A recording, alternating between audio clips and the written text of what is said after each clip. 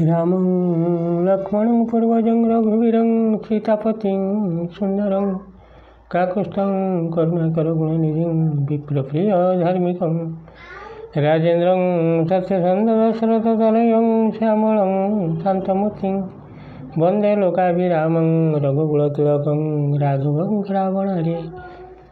भक्तवत्सल भगवान की जय, राम नारायण की जय, लक्ष्मण लाल जी की जय, भरत लाल जी की जय, शत्रुघ्न लाल जी की जय, संकट मोचन हनुमान जी की जय, जनक नंदिनी सीता देवी की जय, झंकड़वासिनी माँ शारदा को जय, यूट्यूब कर्मकर्ता मान को जय, मोर प्रिय श्रोता बंधु मान को जय, मोर प्रिय श्रोता बंधु आपण मानक नमस्कार करी आरंभ करने को जाऊँ धारावाहिक रामायण कथा। मोर एतिक अनुरोध आपण मैंने भिडियोटी को संपूर्ण देखिए, न देखिकी भी खाली राम कथा कान शुणिले भी चलो यदि समय न थाए। तार फल आपण मान तो शुणी संपूर्ण शुणिबे आउ सब्सक्राइब टिके करथुबे, लाइक आपनक दया। आपण माने परवर्ती अध्याय शुणिथिले राम लक्ष्मण सीता गंगा नदी कूले कूले जाउछंती।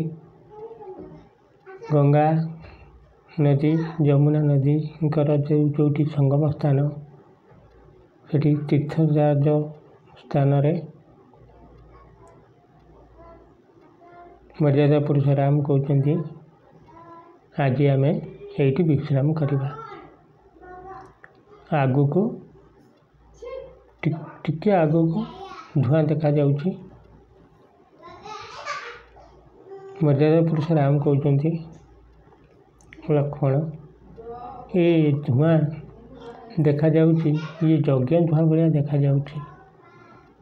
बोधे ये ऋषि आश्रम अच्छी।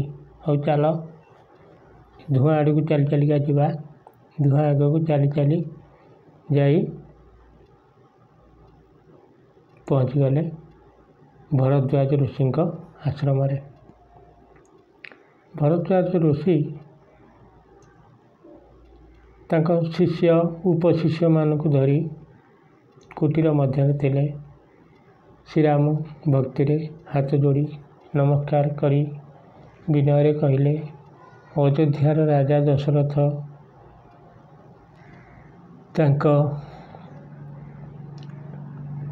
तांकर आमे दुई पुत्र, तांकर तो चारि पुत्र, आउ दुई पुत्र मामू घरे अछंती।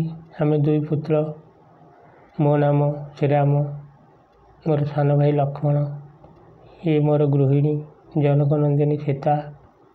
मोर पिता आदेश आम 14 वर्ष दंडक वन रही वन रे फलमूल खाई आपण को दर्शन करूँ। एक कथा शुणी भरद्वाज ऋषि पाद्य अर्घ्य धरी आसन बसाई पूजा करी खाइबा को फलमूल दे कहले, आज मोर ये आश्रम पवित्र हो गला। तुमर वनवास कारण मु तप बल सबू जानी। इत दिन करे मोर मनस्कामना पूरण होला। आमर यही तपोवन निश्चिंत वास करंतु। श्रीराम कहले, हे ऋषि बल, आंब पिता राजधानी एठू अति निकट। मत देखापी पुरवासी माने प्रतिदिन आसी गहल चहल करेंगे, एणु एठी मु रही पारिबि नाही। निर्जन वन कौटी अच्छी कहतु, सेठारे बास करी फलमूल खाई आनंद रहबू। एक कथा शुणी भरद्वाज मुनि कहले, चित्रकूट पर्वत रे जाई रुहंतु। से खाली पर्वत तो नुहे, से महापर्वत अति रमणीय स्थान। सेठी रहिले किछि अपभय नाही। आज रातिक आम आश्रम रही काली प्रभात चित्रकूट ପର୍ବତ ପାଖକୁ ଚାଲିଯିବ। ତାପରେ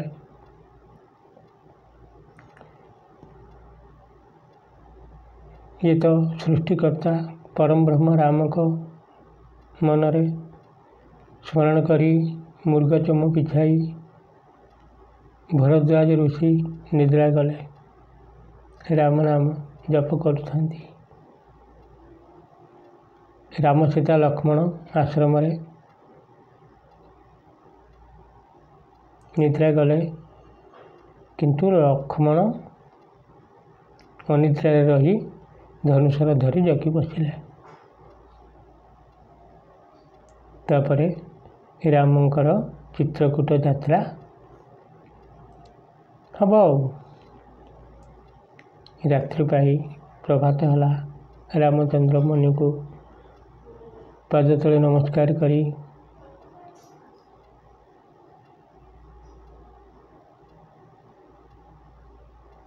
ତାପରେ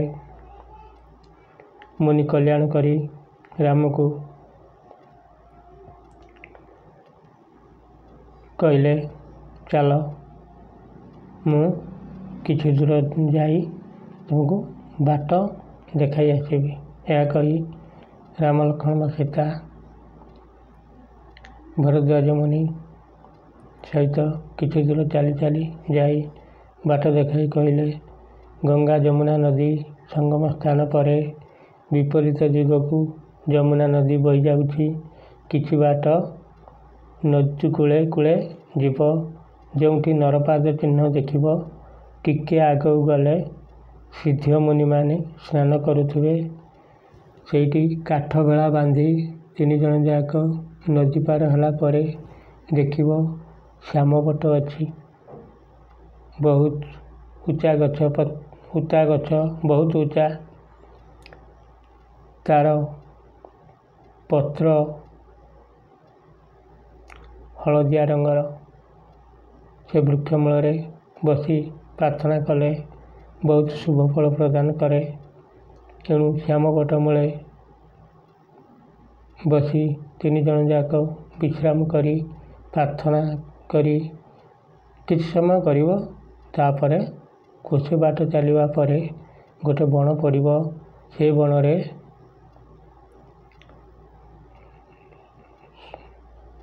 ସଲ୍ଲକି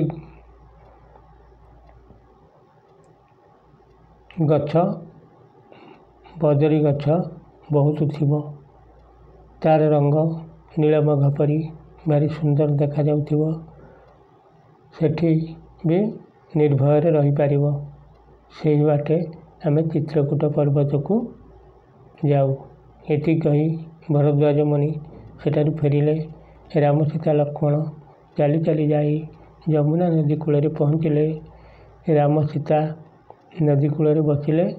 ଲକ୍ଷ୍ମଣ କାଠ ସଂଗ୍ରହ କରି ଭେଳା ପ୍ରସ୍ତୁତ କରି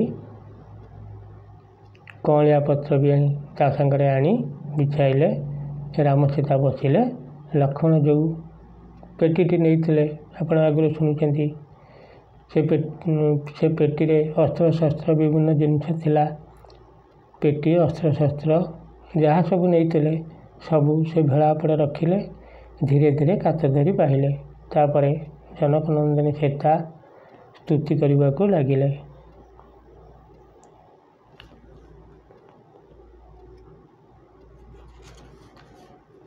ଦୁଇ ହାତ ଯୋଡ଼ି ସ୍ତୁତି କରୁଛନ୍ତି। କର ଯୋଡ଼ି ସ୍ତୁତି କଲେ ଜନକ ନନ୍ଦିନୀ, ହେ ଯମୁନେ ତୁମ୍ଭେ ଅଟ ଯମଙ୍କ ଭଗିନୀ। କାଳିନ୍ଦୀ ତୁମର ନାମ ସୂର୍ଯ୍ୟଙ୍କ ତନୟା, ବିନୟେ କହୁଛି କର ଆମ୍ଭଙ୍କୁ ସୁଦୟା। ମୁଷ୍ୟାମୀ ଦେବର ସୁତେ ସାରି ବନବାସ, ଅଯୋଧ୍ୟା ରାଜ୍ୟରେ ଯାଇ ହେବେ ନରଈଶ। ତୁମ୍ଭଙ୍କୁ ମୁଁ ପୂଜିବଇ ସୁରାପୂର୍ଣ୍ଣ ଘଟେ, ଏକହୁ ଲାଗିଲା ଯେ ଭେଳା ଜହି ତଟେ। मोर प्रिय श्रोता बंधु आपण मैंने समस्ते जानते पुरी रे कल्पवट अच्छा आज शुणिले श्यामवट कथा तापर शुणवे आउ दुईटा वट अच्छा भांडीर वट कथा आउ निकुमिला वट ये दुईटी कथा आपण शुणवे जमी चारि समुद्र क्षीर समुद्र दधि समुद्र घृत समुद्र एमती से रकम चारि वट अच्छा आउ दुईटी वट कथा पर आपण मैंने शुणवे हो विषय वस्तु को जीवा तापर भेड़ार 3 जन ओह्लाई मुनि कहवा अनुसार श्यामवट वृक्ष मूल जाई समस्ते विश्राम कले। सीता देवी पुणी स्तुति आरंभ करदेले। आई श्यामवट कर मो वांछा पुराण वनवासी होइछन्ति श्रीराम लक्ष्मण पिता सत्य पुनः करी 14 बरस शुभे जाई नरपति हेबे निज देशे श्रीराम जय जय राम जय रघुनंदन जय घनश्याम पतिव्रता धर्म मोर होइब क्षय विधवा नहिबि मोते एहि वर दिय परब्रह्म प्राप्त हेबे मो पिता जनक आनंदरे रहिथिबे अयोध्यार लोके कुशल रहिथिबे मो शाशु शशुर देवर माने जेपरी हेबे दंडधर तुम प्रसन्न रेहा होइब पुराण एते बोली से वृक्ष को कले प्रदक्षिण। तापरे श्यामवट वृक्ष को समस्ते नमस्कार करी चारिपटे प्रदक्षिण करी चलिले। नदी शोभा देखी देखी कोसे बाट गला परे जाइकी पहुँचिले सुरम्य बण पाखरे। प्रभु श्रीराम कहले लक्ष्मण सीता को पचारिकी जाओ तांकर जो फल फूल चॉइस हम से सबू बणरू आण दिननाथ शेष हेले संध्या पाखे आसिलानी एठी आज रातिक रहिबा।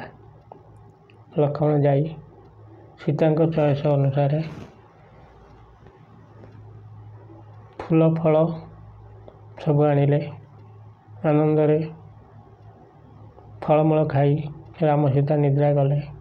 लक्ष्मण किसी दूर रे धनुषर धरी जगिकी बसिले। राति पाई प्रभात है। राम लक्ष्मण सीता चित्रकूट पर्वत अभिमुखे चलिले। सुरम्य वन ठारू चित्रकूट पर्वत 5 कोश मोर श्रोता बंधु ठीक 7 घड़ी समय चित्रकूट पर्वत रे पहुँची गले।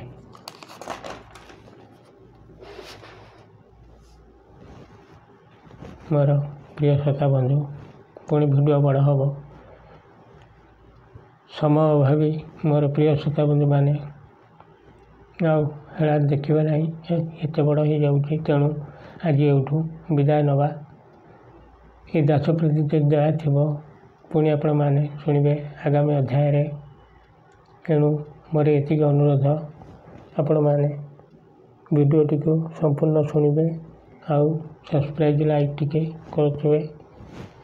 से राम नारायण आपण को आपण मानकर परिवार बंधुवर्ग को यही जगत रे जेते लोक अछंती मनीष ठारू पशुपक्षी कीट पतंग पर्यंत से राम नारायण समस्तंकर मंगल करंतु ये कामना करी जंकड़वासिनी माँ सारण को नमस्कार करी राम नारायण को नमस्कार करी यूट्यूब कर्मकर्ता मान को नमस्कार करी मोर प्रिय श्रोता बंधु मान को ମଥଲଟା ପ୍ରଣାମ କରି ବିଦାୟ ନେଉଛି। ଜୟ ଶ୍ରୀରାମ।